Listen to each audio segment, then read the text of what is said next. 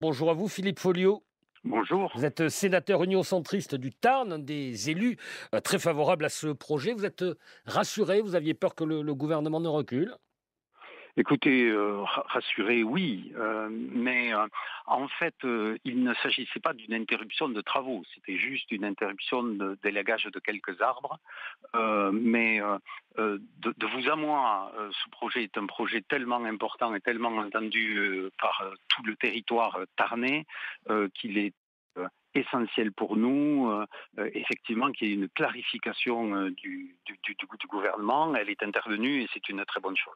On a un peu l'impression que c'est l'autoroute à tout prix. On voit ces scientifiques qui viennent dire c'est un peu l'exemple de ce qu'il ne faut pas faire. On a des mobilisations d'associations et autres. À tout prix, il faut le faire, cette autoroute? Vous savez, ça fait plus de 20 ans que nous travaillons sur ce projet.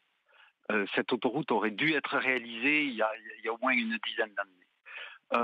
Aujourd'hui, il est forcé de constater que Castres-Mazamet, la seule agglomération de 100 000 habitants au niveau national, n'y disposait ni d'autoroute, ni de gare TGV, ni d'aéroport international. Et quand un territoire est enclavé, quand un territoire n'est pas relié, il ne peut pas se développer. Et donc, c'est vraiment un cri du cœur, une forme d'injustice territoriale que nous avons et qui est en train d'être réparée à travers de cette réalisation. Il y a eu moult discussions. Nous avons eu deux débats publics, un pour le grand contournement de Toulouse en 2007, un en 2010 sur cette autoroute Castres-Toulouse, avec une quinzaine de réunions publiques à l'époque, avec un nombre incalculable de motions qui ont été déposées et par les uns et par les autres. À une écrasante majorité, ces motions étaient en faveur de cette autoroute. Et aujourd'hui, alors que le projet n'est plus un projet, puisque c'est une réalisation, les travaux sont lancés, un certain nombre de personnes se réveillent pour nous dire qu'il ne faut pas la faire. Mais, Eh mais- bien, mais- c'est une injustice qui est ressentie comme telle par tous les habitants de ce territoire, par celles et ceux qui travaillent sur place et par celles et ceux qui vivent sur place. Parce qu'il y a un certain nombre de personnes qui viennent de l'extérieur, scientifiques ou non, qui viennent nous dire ceci est bon ou pas bon pour vous, c'est tout juste insupportable. Mais, Et mais- mais donc, ce qui a changé, excusez-moi Philippe Folliot, peut-être en 15 ans, c'est, puisque vous faites référence à 2006, 2007, 2010, c'est l'urgence de faire face au réchauffement climatique, qui est aussi une réalité. Après, la décision, elle est politique, bien entendu, mais sans doute le débat ne se pose-t-il pas exactement dans les mêmes termes qu'il y a 20 ans, 15 ans? vous savez, le sud du département du Tarn est le département qui est la partie de la région du sud-ouest, après les Landes, qui est la plus boisée. Je veux dire, en matière de développement des énergies renouvelables, nous avons beaucoup fait. En matière de transport collectif, en matière de transport doux, en matière de covoiturage. Nous sommes, j'allais dire, dans ce cadre-là, presque exemplaires. Et qu'on vient de nous donner des leçons, alors que a été choisi un concessionnaire qui artificialise moins de terres que ce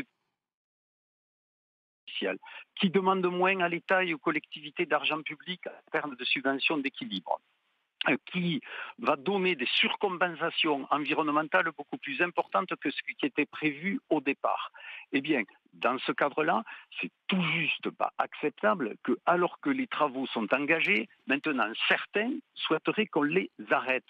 Ce serait une ineptie à plusieurs Hum, titres. Vous, cre- vous- D'une part parce que ça ne résoudra pas les problèmes d'encadrement du territoire, les problèmes de sécurité importants qu'il y a sur cette route. Et hum, ça ne résoudra pas non plus la question financière, parce que arrêter les travaux aujourd'hui coûterait plus cher à l'État en termes de débit que pour réaliser Oui, c'est-à-dire l'infrastructure. qu'il faudra dédommager le concessionnaire, comme ça avait été fait à l'aéroport Notre-Dame-des-Landes À une différence en près, c'est que Loire-Atlantique.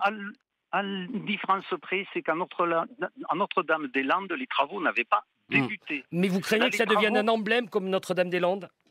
c'est pas comparable. Et parce qu'il y a une attente, un besoin très fort de la population et de ce territoire. Vous savez, dans le département du Tarn, nous avons deux grands bassins d'emploi, autour d'Albi et autour de Castres. Autour d'Albi, il y a l'A68 et qui a apporté toute Hmm. une dynamique de développement pour cette partie du territoire tarnais.